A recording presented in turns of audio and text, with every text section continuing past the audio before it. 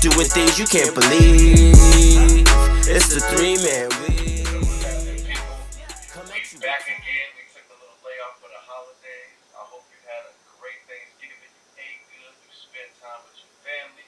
But it's time. We are back to change the narrative. Yes, that's right. The three-man weave is back. Yes, sir. It's right now. It's your boy. Y'all already know it's Hill, baby. Hill gonna heal regardless. I'm here. I'm back, baby. Let's get it. AJ. El Presidente. Presidente. Nah, Cannon not here. Cannon not here. Nah, you know, life happens to us. You know what I'm saying? So he ain't here. But you know what? We're going to hold it down while Cannon's not here, man. We wish him the best. But, as we always do, let them know, Hill, where can they find us? You can catch us on Instagram, 3manweave_. All major platforms, 3manweave. You can email us at podcast.3.man.weave@gmail.com. You already know. Let's get it, baby. Let's get it.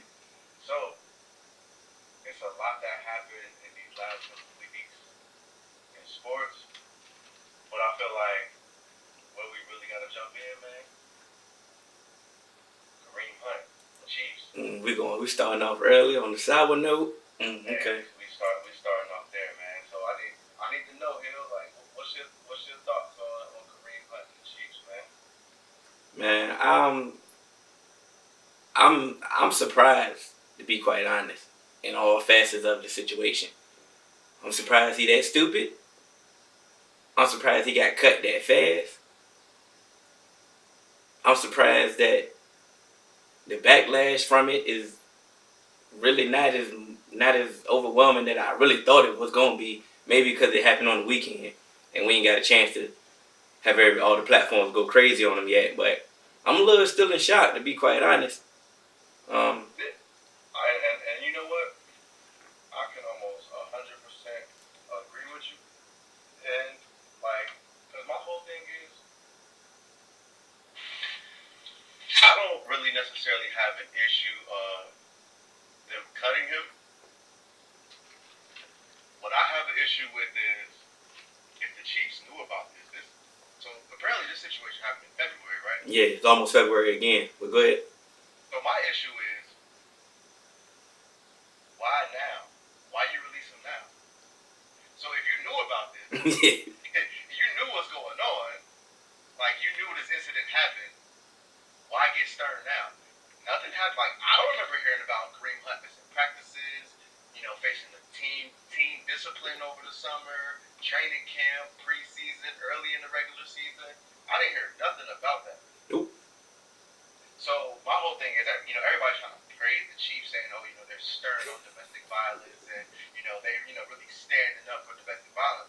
I'm not about to applaud them because in my mind it's like, you went easy on this until the video came out. That's the same thing that happened with Ray Rice. That's the same thing the NFL messed up on. They gave Ray Rice 2 games, and then the video came out, and then, they say, we can't let you back in this league. And so that's my issue. I'm not about to praise the Chiefs for being reactive. I can't say that, you guys are tough on domestic violence. You guys, have a stern arm on domestic violence. When, in all honesty, if that video would have never came out, Kareem Hunt would still be a Chief. That's why they drafted Tyreek Hill. And that's my thing. If you actually hear the story about Tyreek Hill, come on now, like Tyreek Hill's story is way crazier than what Kareem Hunt did. He choked his pregnant baby mama at the time. Yeah, like that's crazy. But like say all of a sudden you trying to fake it like you care about domestic violence so hard, like what I'm saying? They trying to play. They try to create a narrative and try to play it, but they not gonna fool me over here. Absolutely not. Yeah. And so that's my thing. Like, you know what? Yeah, that was a big move and something that we, really haven't seen before with domestic violence in the NFL. So I'm not about to praise the Chiefs. I'm not about to praise Andy Reid for taking a stand. Because at the end of the day, if that video would have never came out, we would have never heard about this. Kareem Hunt would have never got suspended. Yup. My thing about the whole situation is like, all right, boom. First and foremost, I don't condone domestic violence. I never condoned domestic violence. I never was a fan of it even before, and it definitely enhanced since I had my daughter. But the fact that, like, watching that video, we seen worse. Yeah, no, like, but But you know what I'm saying though? Like, we have seen worse, but you know what I don't like is that aggression towards a woman, especially as an NFL player. Like, I'm not trying like I understand. You know, there may be some circumstances where he says, you know what, you know, my lady was disrespected. She disrespected me. She called me racial slurs or whatever.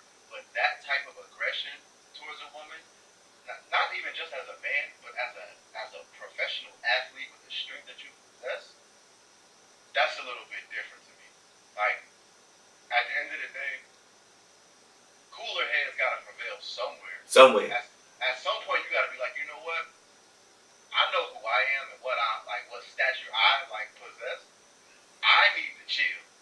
And like you actually raised a good point, to like where you talked about now that you have a daughter, you definitely don't, you know. Yeah, it's definitely extra. It's extra. I don't condone it now.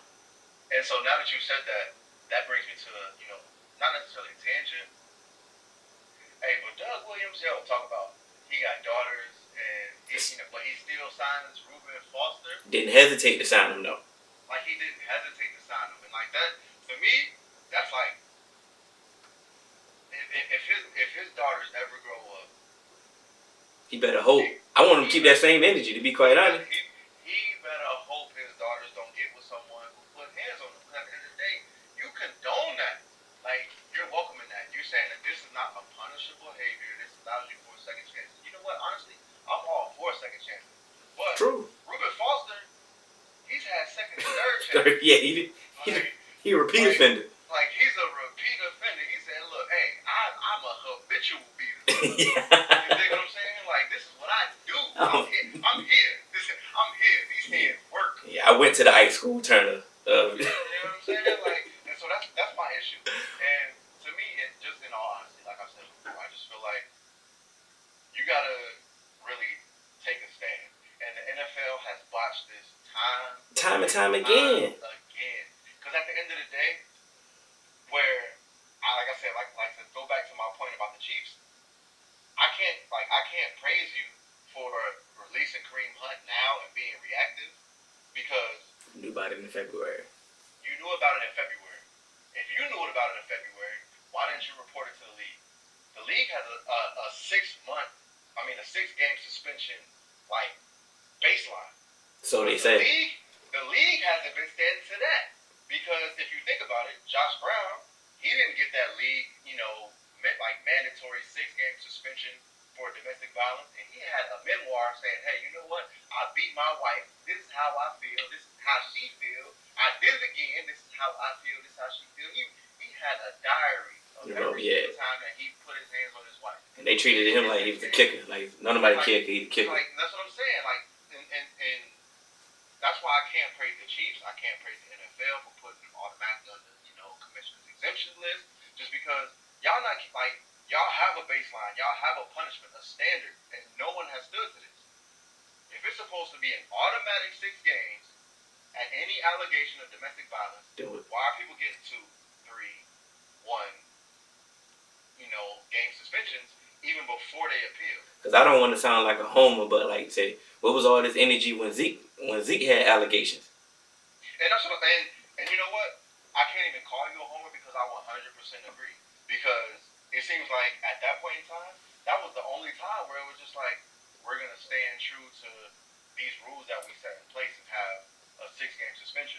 And I don't want to sound like I'm condoning, these guys for, getting off easy. What I'm saying is, I want everyone to get these 6 games. If that's the case, yeah. If that's the rules you put in place, it's a automatic 6-game suspension for, any and every accusation for domestic violence. That's what it's got to be across the board.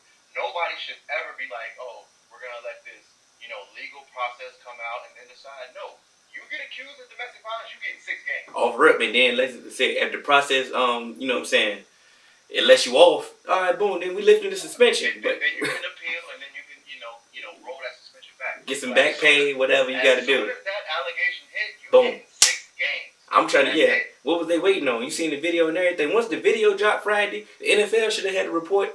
He suspended right after that. Exactly. And that's how I knew that the NFL wasn't really serious about this because I haven't heard about this until the video dropped. Funny thing about it, did you see the interview today with him and Lisa Salters? Man, that was the worst PR move I've ever seen in my life. Really? Like, he won't prepare. He won't ready. This What you think? how could it do? How could it do any harm to him? That's my thing. It had to be beneficial. I mean, I don't necessarily say it's done any extra harm, but if you're gonna do that, you are supposed to come out and fight your case. And I'm like, you know what? Maybe it's more to this than what I've actually seen. I don't have the audio, whatever. But to me, I'm just like, nah. See that thing. That's why I think it was a good job by him for a certain extent. First of all, he went way too long with the interview. He kept talking, and Lisa kept going. Lisa did her job. Like Lisa definitely did her job. For him, he did take accountability though. That's the thing I like. He was like, I ain't trying to blame nobody else or nothing going on. It's my fault. He took accountability. So that right then and there, that shows contrition to me. So I 100% agree with what you're saying. You know, coming out taking accountability. But one thing that I say is, like, I'm gonna pull out is where you pause. But when you say where he took too long, you ever be like getting caught in the middle of something, and your girl be like, "Well, who is this?" And you trying to formulate the lie in your head, and you start talking in circles, and you start going a little bit too long. I'm like, all right, my man is caught right here. You dig what I'm saying? Because he's trying to get his lie in order because he ain't got his lie in order. I could be wrong. I'm not like allegedly, quote unquote. Yeah. Like I'm not accusing him, but I'm also saying like, hey, bro, like sometimes when you be a little bit too long-winded, you be talking in circles. nah, because I think honestly, I think he really didn't want to like throw anybody under the bus. I really think he just wanted to just wear it. He'd be like, you know what, I messed up. I'm wearing it. Because he could have easily said, hey, look, Lisa, I was drunk. I blacked out. She called me the N-word. She wouldn't leave. And you know what I'm saying? I did what I had to do. He could have easily said that. But he was like, you know what? I was wrong. This is not who I normally am. You know what I'm saying? He tried to, he wore it on the sleeve. I give him a A for effort, if anything. Absolutely. Because most people don't say nothing. That's very true. Because, I mean, but honestly, sometimes that's beneficial because, I mean... It's been beneficial to who? Ben Roethlisberger still might get into the Hall of Fame. He's Go ahead, say it, because I want it. Go ahead, say it. Big Ben's white at the end of the day. Thank you. He white. And you know what? I'm sorry, but they just have different privileges and different circumstances that they get away with that we don't. Big Ben went on a whole rape tour, like, and they just got away with it, and they just let him get away with it, and he did a little weak interview, and that's it. Like, bathroom Ben strikes again. That's what I'm saying. But that's not. But what we, I don't want it to sound like we trying to vouch for Kareem. You was stupid. That was your fault. And that's not what we're doing. Because like I said, I wholeheartedly support him getting cut because that's not what you're supposed to do.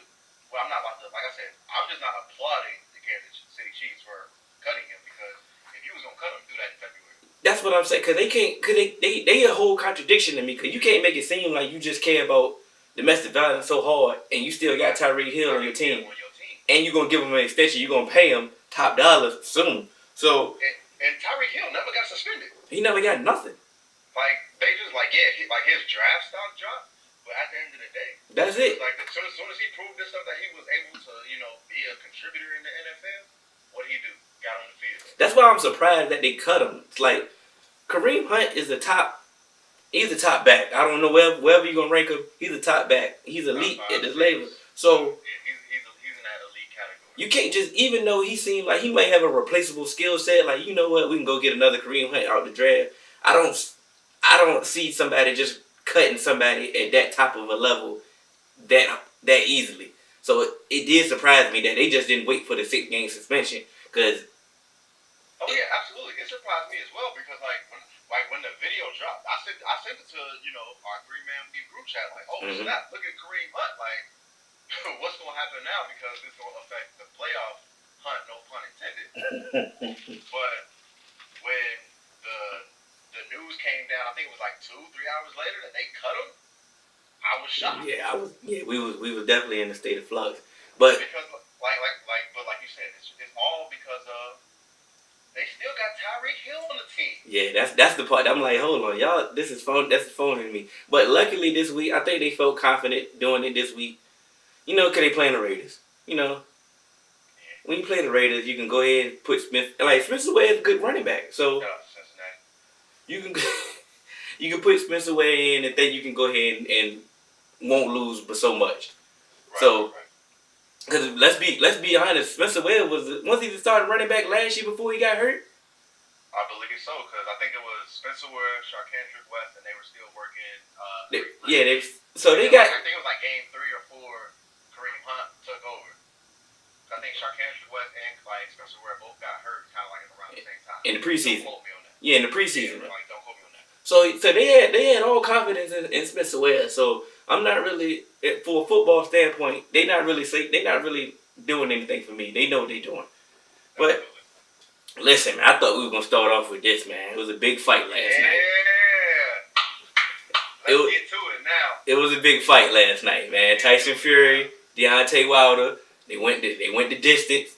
It's rare to see heavyweights go the distance. They went the distance. It was a good fight. It was entertaining. You got your money's worth. Absolutely. But boxing strikes again. Thank you. Boxing does what they do. How many times have I told you, Hill, that I'm sick of these referees in boxing? Like, they've ruined so many fights. And it's not just that you ruin fights in boxing.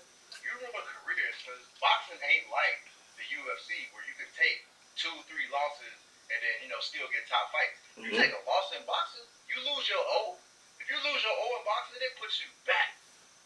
You dig what I'm saying? And it's just like, these referees, these judges have been killing. Like, come on, like the Pacquiao Bradley fight, the Pacquiao Horn fight, this fight. Like, some people, they got issues with that second Canelo or Triple G fight, and even the Triple G Canelo the first one. I have more issues with the first one than anything. It's just you're putting pause on way too many careers. You're costing billions of dollars to people, and it's sickening to me. And it's just like, I don't know about you. Like, I told you early on in the fight when it was still fresh and early. I'm like, when we got to round 5, I was like, Deontay Wilder may have won one of these rounds. Mm-hmm. And at the time, you was like, I don't know. But then as I'm explaining it to you, as the fight goes on, you starting to kind of see yeah, you see what I'm saying? Because he's not hitting him for real. Fury is controlling the pace of the fight. And then you have that, I think it was 115 to 111. Yeah. Scorecard. Yeah. They had Deontay Wilder winning the first 4 rounds. Yeah. But I had money on Deontay, and I already knew. I was surprised at the outcome. So that let you further know. I was already ready to press in, send my money. Absolutely. And that's what I'm saying. And it was I'm not necessarily surprised at the outcome, because what I had said from start, after seeing Deontay Wilder fight King Kong Ortiz, I'm like, if he fights someone who can box and hit him, but has the condition to last, he's in trouble. Because Ortiz was rocking him, but he just ran out of gas. See, Fury made him punch himself out. He made Wilder punch himself out, and so this accumulation of punches was starting to affect Wilder. And it was just if he gets someone, those top tier boxers who can really, outsmart him, actually box and, hit him, he gonna be in trouble. I thought Wilder was gonna win just because I felt like he was gonna be able to last. He was gonna land punches early in the fight. He may not necessarily outbox him, but he was gonna be able to land some hard punches, and he was gonna be able to put those, power punches in the bank for the late rounds, and like he did, put Fury down. But he wasn't able to get those early punches to really keep Fury down. Because I don't know what Fury is on, bro. They need to test him. How did he get up? Yeah, I don't know how he got up. Did he get up? Yeah, he got up and rejuvenated. Who? He got honestly, the way he got up, if he would have never got knocked down, he would have won that round. Yo, Like, what? Like, if he would have never got knocked down, he would have won that round. that's the fact. I don't know what type of hit. I don't know what type of second win that he got after that. Cause I'm still feeling that one. Cause I don't know how he got up. That's like one thing that I've learned. Because But when I was in high school, I went to a majority minority high school. But my junior year, I transferred, and I went to a majority, predominantly white high school. And I just saw how like the kids on the wrestling team acted, and just altercations in the hallway, which further let me know, you know what? It's a lot of people I fight in this world. A motivated white person, I ain't putting hands on them because they will take punishment. yeah. I don't know how he took. It wasn't just one punch. He took two Two of clean them. punches from like arguably the hardest puncher in the game, and then he hit his head on the canvas. Yeah. Bro, how you get 3 concussions in 3 seconds, and you pop back on your feet? He definitely better not try to sue nobody. We know you got CTE, Tyson. Oh, he got CTE. You know, like, we know you got it. Oh, it's easy. Like, don't donate your brain to research. Nothing. We know. We already know. What you We got, know. brother. We know now. You might want to start treatment now. But let's backtrack. Let's go back to the logistics of the fight. You was telling me, like I said, we text throughout the fight, and you was telling me, you was like, listen, he's controlling the fight. And I'm sitting there. I'm watching with biased eyes. Let's go ahead and just.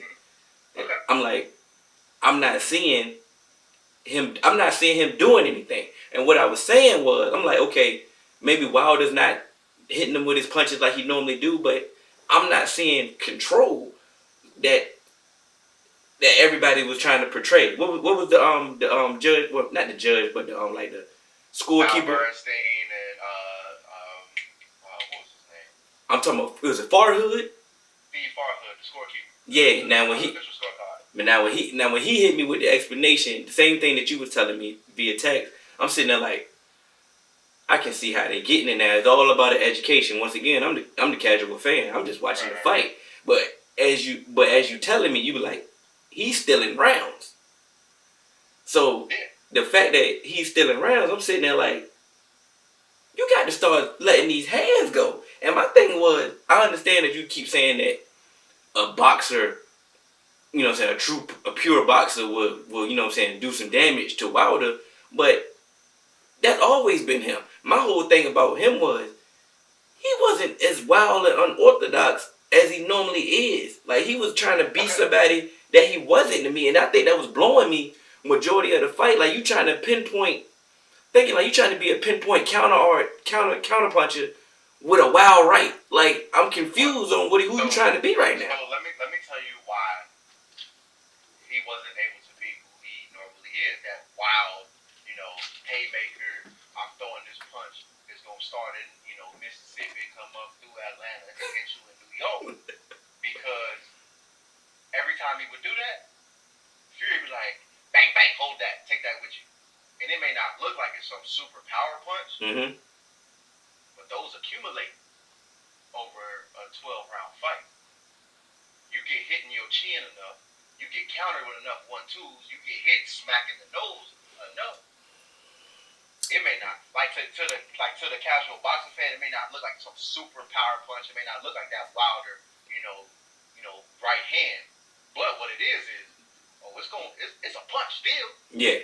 It may not be a haymaker, but it's a smiley white. But my thing was, when he was getting aggressive, some of them rounds, and he was getting the Fury would grab him. So that would let me know that. Boxing. I understand that. Don't get me wrong, but that would let me know that you can get the Fury.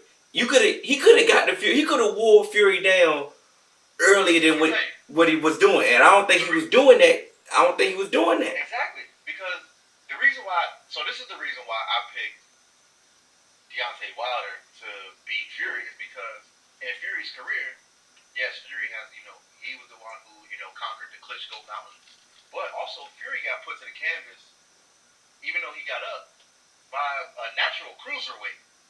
Mm-hmm. So I'm like, if you're getting put down by a cruiserweight, and we know how heavy Fury is, how heavy-handed Deontay Wilder is, I'm like, I got some concerns about your chin against one of the most violent punchers in the game. Yeah. What I didn't expect is, although Fury is, for a big man, he's, very, very talented on the defensive end. But I just felt like he would get caught. Like, one of those punches would get through. Two of those punches would get through, and it'll put you down.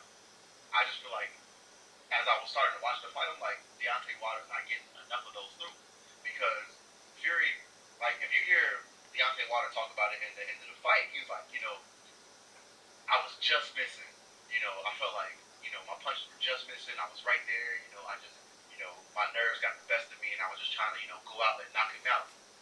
But, to me, all great boxers, like all great defensive fighters, let me put it that way, you never miss them by a lot. If you look at Floyd, when you watch a Floyd fight, no one ever misses Floyd by a little bit. The punches that miss Floyd be right here. Because you know what? He's never off balance. When you're missing by a lot, that means like you are ducking way too far out and you're trying to slip too far. A great defensive fighter knows, all right, they can test your range, and I'm gonna get just enough out of the way of this, punch. I can roll with it. I can, parry it enough just so I can counter you.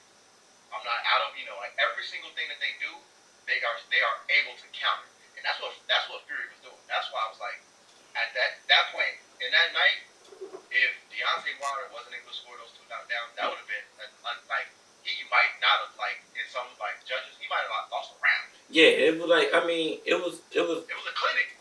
It was definitely a clinic, and that's why I kept like when we was texting. I know we can't divulge what we really was saying, but that's why I really kept talking because like it was like more so like an educational process right then and there. Absolutely. So I was cool and I appreciate you, but I'm still disappointed in him. I can still be disappointed. Even what really made me disappointed is he even sounded like he lost on every interview. Like he sounded like a loser. So he sounded like he lost, and Fury sounded like he won. So that's another thing. These judges got to stop. What really pissed me off about it when they even said that if Fury wins, it's an automatic rematch clause. Mm-hmm. So think about it. Now we got to go through the business side because now both of them they didn't really fully commit to a rematch right then and there. Yeah. Feel what I'm saying? So now we got the business to deal with. If y'all would have just went with the consensus decision with Fury, we could have got the rematch. We could have got what the people wanted off rep. You know what I'm saying? And we could have got that. But once again, boxing business strikes again. And you want to know? If we were not I hate to say this, but if we were not in America, Wilder would have lost that fight. He shouldn't won in America. But he shouldn't. But that's what I'm saying. So sometimes you get that favorable judging, you get that home cooking, and that's what he got home cooking.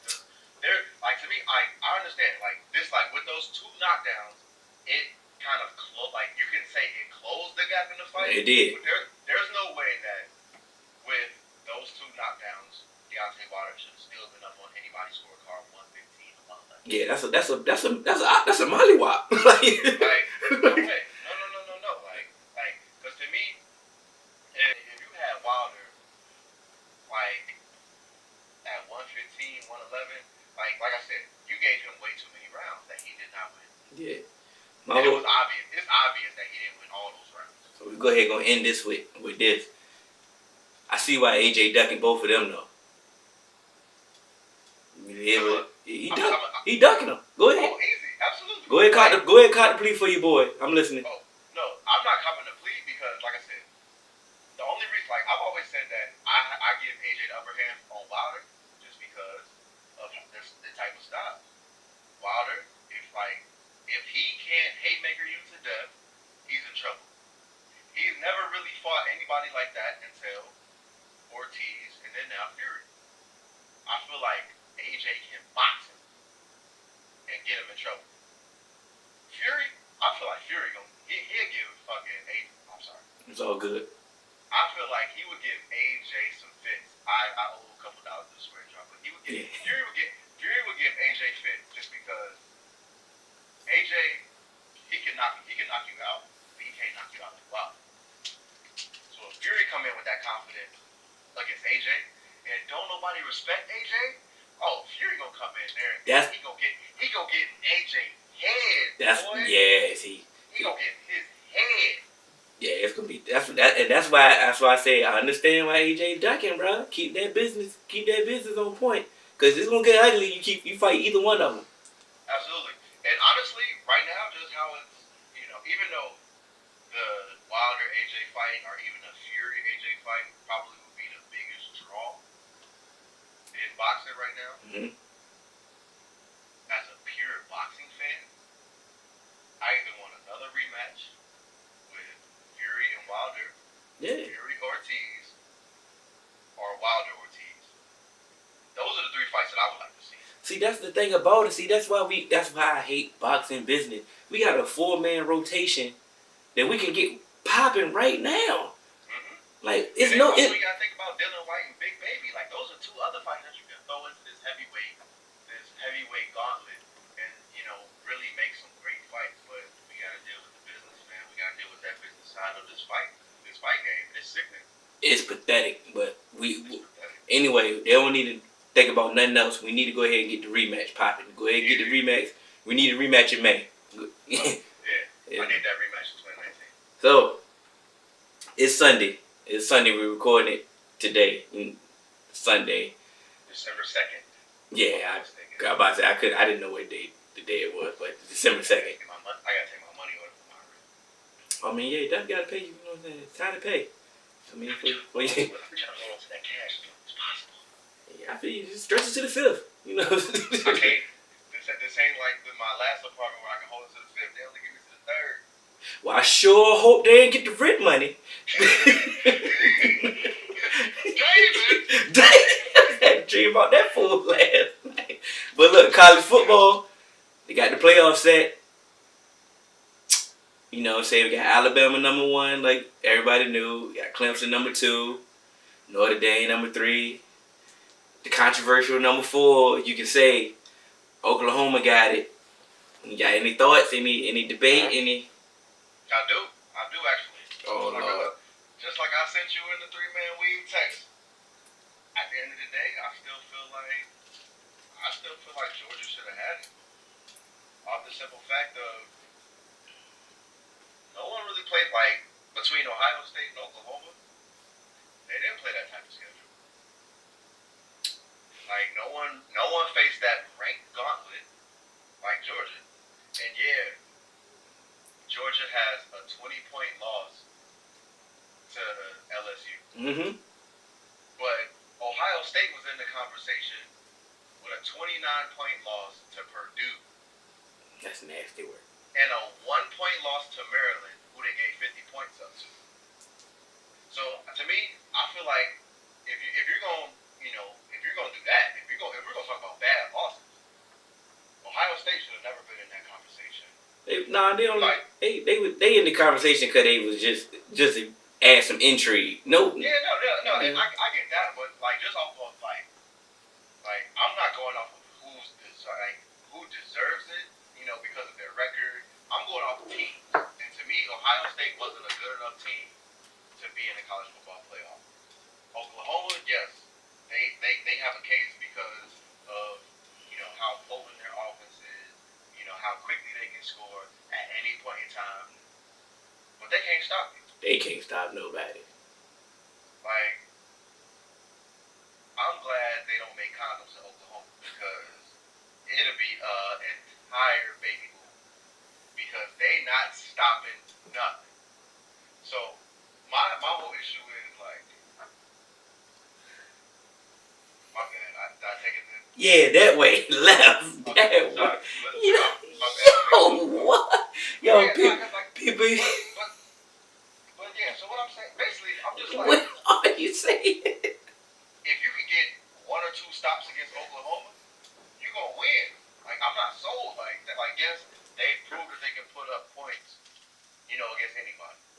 But when you go against top tier defenses who can match up with you, they've been in trouble. And that's just the state of the Big 12. That's why the Big 12 ain't really won nothing. Like I feel like you gotta play some type of defense. Now, me and you had this personal conversation before. I know I've been like the theme of the show, but we not exposing our text messages. Yeah, y'all can go ahead and get rid of that. But remember when I told you about scheduling? Yeah, absolutely. I done told y'all about scheduling these old tough super tough schedules for no reason. Just go ahead and get you a good enough schedule that you can breeze through. You know what I'm saying? And it's still respectable, and so you can get to the dance, baby. You know what I'm saying? Unless you UCF, you I better mean, schedule some tough people if you UCF. Yeah. I'm sorry, UCF, but I mean, I ain't talking about you right now. I'm talking about Georgia. You know what I'm saying? Georgia is the underground rapper right now. You know what I'm saying? Yeah, they got bars. Yeah, they the most respected. They keep it real. Yeah, you see what keep it real get you? 5th seed out of the playoff. You know what I'm saying? You talking all this stripper schedule, all these tough teams that they didn't went through. They didn't went through the gauntlet and all that. For what? Oh, big crit. For what? Yeah, for what? Now you got nothing to prove for it, but keeping it real. And when keeping it real, it goes wrong sometimes. And that's what But happens. you know what? No. Because you know what? I cannot let you talk about underground rappers in Georgia. You're not about to put them in the same conversation as some of my favorite underground rappers. You know why? Because some of my favorite underground rappers is not gonna run a fake punt on 4th and 11. Hey, you're absolutely right. That was the stupidest. That's one of the stupidest things I've ever seen. You know what I'm saying? I don't know. You gonna run a fake punt and with a quarterback, and you gonna do like I don't know if he's trying to pass, he's trying to do a quarterback draw. I don't know what he was trying to do, but that did not work. Whole time, Alabama won't even in punt formation. They was doing like the zone Defense. Like, they was doing the zone punt coverage on Madden. They had like 3 on the line, 4 at linebacker, and 1 person deep. So that play alone let you know that you don't even deserve to be in the playoff. You doing stuff like that. I don't want to see you. And then on top of that, we ain't want to see you again against Alabama. Like we already seen 2 times on the big stage that you done dropped the ball. We don't want to see it no more. Let somebody else get a chance at it. Because obviously you can't get it done. How you lose to both of the quarterbacks? Both of the situation.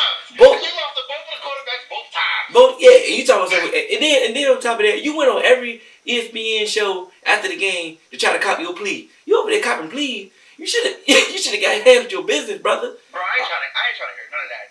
Give him the book like 6ix9ine. Take him down. Send him to jail. Out of here. I don't want to hear none of what you got to say, Kirby. He Kirby out of here. So yeah, get him up all the way out the paint. You know what was crazy? Was crazy. Even though Oklahoma can't stop nobody, they can score. Yeah. And like I said, Alabama ain't seen no offense like this. So it make it interesting. I mean, like I said, I got hope just because I want to see Kyler Murray do his thing. Yeah. I definitely want to see him do his thing in his college football playoff. But are we really? But I know we just completely forgot about Clemson and Notre Dame. Do we believe in them at all? I don't believe in Notre Dame at all. Why not? Bro,